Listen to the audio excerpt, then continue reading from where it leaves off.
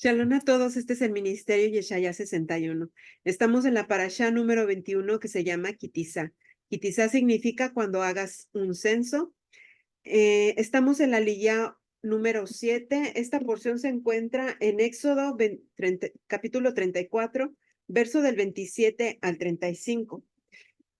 Esta es la última porción de la semana, la liyá número 7. Padre eterno de la gloria, gracias te damos, Señor. Te pedimos que seas tú obrando a través de este video. Ayúdanos a todos nosotros que seamos moldeables con un espíritu enseñable para tu palabra, quitando toda teología, todo fundamento, toda filosofía, todo argumento que se levante en contra tuya, Padre, que sea quitado de nuestras mentes. Señor, edifícanos con el fundamento de Yeshua HaMashiach, que seas tú obrando, Padre, a través de tu Ruach HaKodesh o de tu Espíritu Santo, como muchos te conocen, y que seas limpiando nuestras almas de toda escoria, de todo virus, de todo parásito, Señor, que se ha depositado de generación en generación en nuestro ADN. Ayúdanos, Señor, a poder palpar, a que nuestra fe crezca, Señor, y entender toda tu palabra. Transforma nuestras vidas, por favor, Señor, quita todo bloqueo, toda nube de confusión, toda falta de entendimiento de nuestras mentes y que seas tú obrando, Padre, a través de tu Ruach HaKodesh. Gracias, Padre, en el nombre poderoso de Yeshua HaMashiach. Amén. Gloria a ti, Señor. Bendito eres tú, Señor, dador de la Torá. Gracias, Padre. Gracias, Señor. Empezamos en el número 28. Aquí, hasta el 35. Terminar el capítulo. Dice la palabra del Eterno, y Moisés estuvo ahí con el Señor 40 días y 40 noches. No comió pan ni bebió agua, y escribió en las tablas la palabra del pacto, los 10 mandamientos. El rostro resplandeciente de Moisés. Y aconteció que cuando Moisés descendía del monte Sinaí con las 2 tablas del testimonio en su mano, al descender del monte Moisés no sabía que la piel de su rostro resplandecía por haber hablado con Dios. Y al ver Aarón a todos los hijos de Israel a Moisés, he aquí la piel de su rostro resplandecía y tuvieron temor de acercarse a él. Entonces Moisés los llamó y Aarón y todos los jefes de la congregación vinieron a él y Moisés les habló. Y después se acercaron todos los hijos de Israel y él les mandó que hicieran todo lo que el Señor había hablado con él en el monte Sinaí. Cuando Moisés acabó de hablar con ellos, puso un velo sobre su rostro. Pero siempre que Moisés entraba a la presencia del Señor para hablar con él, se quitaba el velo hasta que salía. Y siempre que salía y decía a los hijos de Israel lo que les había mandado. Los hijos de Israel veían que la piel del rostro de Moisés resplandecía, y Moisés volvía a ponerse el velo sobre su rostro hasta que entraba a hablar con Dios. Esto que estaba pasando aquí era una señal de intimidad que tenía Moshe con el Señor, porque hay que recordar, primero estuvo 40 días y ya a punto cuando iba a terminar las especificaciones que el Señor le había entregado a Moshe. Cuando ya iba a terminar todo ello fue cuando el pueblo se corrompió. Entonces pasó todo lo que tuvo que pasar anteriormente. Ahora nuevamente él estuvo otros 40 días, él no comió pan. Se podría decir que Moisés estuvo en un ayuno. Así como Yeshua fue llevado por el Espíritu al desierto sin comer ni beber nada, así mismo Moisés estuvo en la presencia del Señor. Él se tuvo que poner ese velo sobre su rostro y nosotros vemos que en el Brit Hadashah o en el Nuevo Pacto, o como lo conocen en el Nuevo Testamento, en el Pacto Renovado, perdón,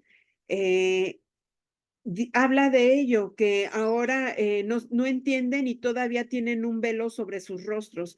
Pero ¿qué significa eso? Si Moisés se puso ese velo, era para que no vieran la gloria del Señor, lo por venir, lo que se les esperaba, porque entre más uno se mete en la presencia del Señor, estar hablando con Él, algo tiene que tener una señal, empieza a haber más entendimiento de sus palabras, empieza a haber más revelación, empieza a haber más comunicación, empezamos a hacer menos de nosotros y más del Señor, y eso es lo que pasó con Moshe en esa temporada. Entonces, él tuvo que ponerse ese velo para que no vieran esa gloria. Se podría decir que era una gloria menor a la que tenía Adán y Eva, porque Adán y Eva perdieron esa gloria, ese resplandor, esa hermosura que ellos tenían en el Señor. La perdieron al momento que pecaron, pero Moisés estaba como entrando apenas en ese proceso, pero no por completo, porque el único que pudo haber entrado así directamente a la presencia del Señor sin ser dañado fue Yeshua, porque él no tenía mancha, era un cordero limpio, sin mancha y sin arruga. Entonces, por mi parte, pues sería todo.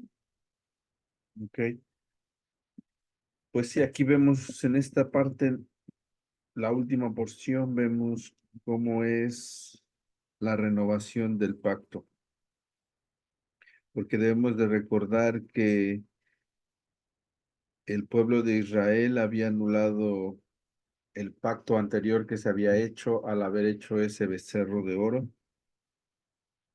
Dios le instruye a Moshe que escriba un nuevo pacto y tenía que ser aceptado otra vez por el pueblo, así como ellos habían confirmado en el primero, cuando dijeron, haremos y obedeceremos.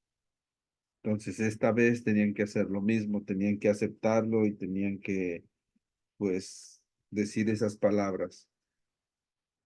Entonces, Moshe estuvo esos 40 días una vez más en el monte con el Señor solo y ahí estuvo recibiendo lo que es la Torá, todas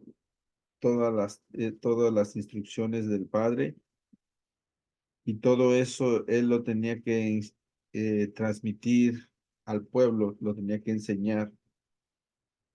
Entonces la palabra nos dice que él no comió, ayunó, pero en sí estaba siendo alimentado de palabra. Su alimento era pura palabra, el cual él estaba recibiendo. Amén. Al grado de que cuando él desciende, su rostro resplandece como si fuera él un foco. ¿Por qué? Porque él ya había quedado impregnado de palabra, impregnado de la presencia del Señor, el estar íntimamente cara a cara con él y conocerlo y saber todas y cada una de sus virtudes, lo que le gustaba, lo que quería, todo eso que aprendió en esos 40 días, pues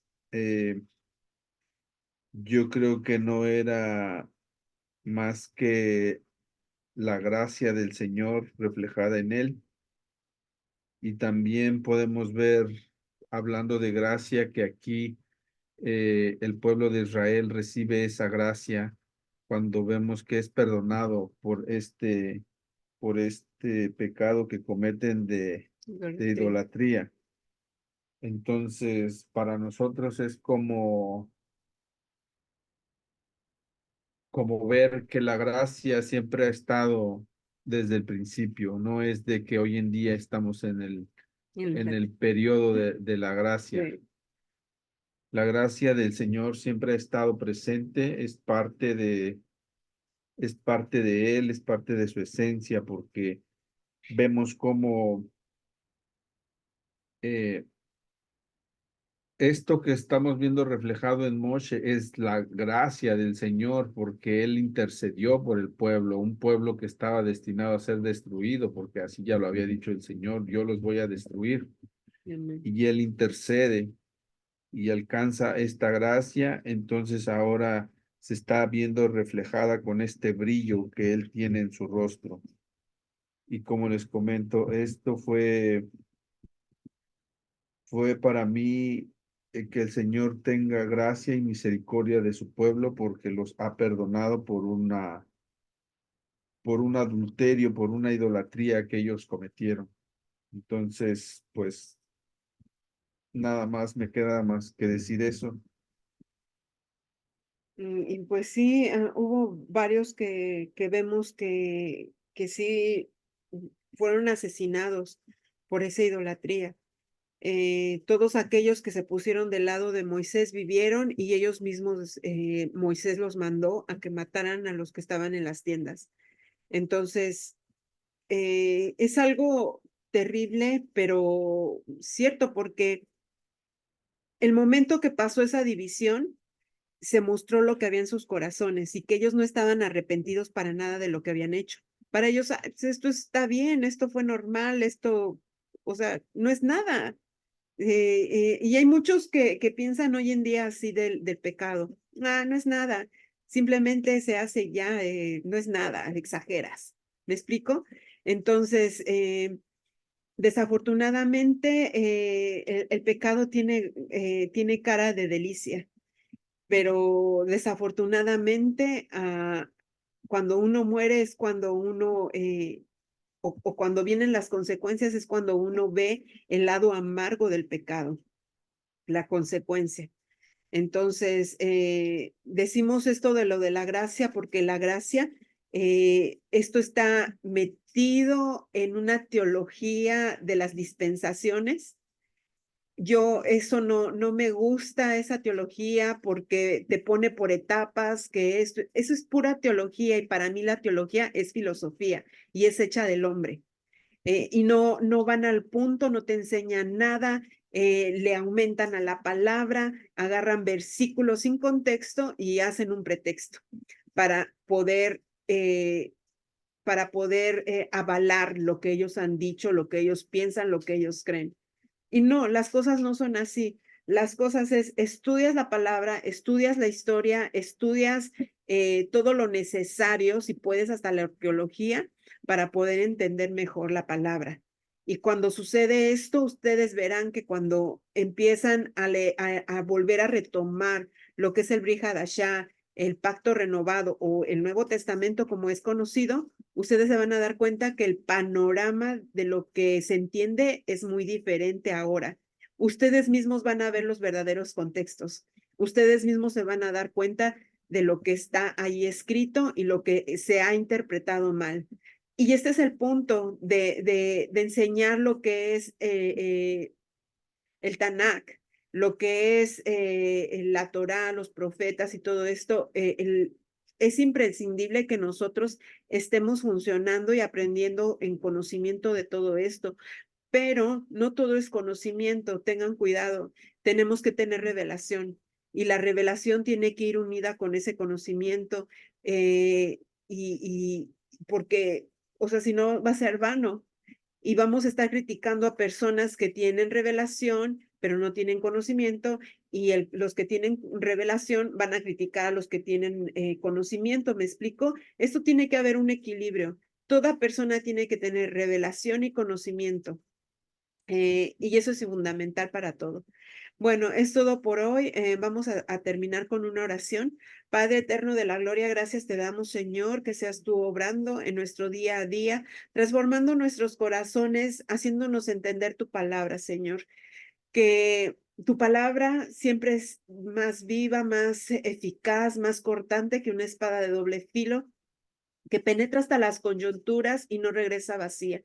Te pedimos, Padre eterno, que asimismo nos ayudes a entenderla, que podamos hacerla por obra, que podamos quitar todo fundamento humano que se ha esparcido del humanismo, Señor, y que encontremos el verdadero contexto de ella.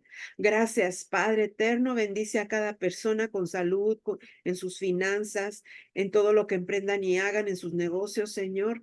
Gracias te damos, saben, en el nombre poderoso de Yeshua HaMashiach, te lo pedimos. Amén. Bueno, no olviden, por favor, darle like, compartir. Muchas gracias y que tengan un bendecido día. Shalom.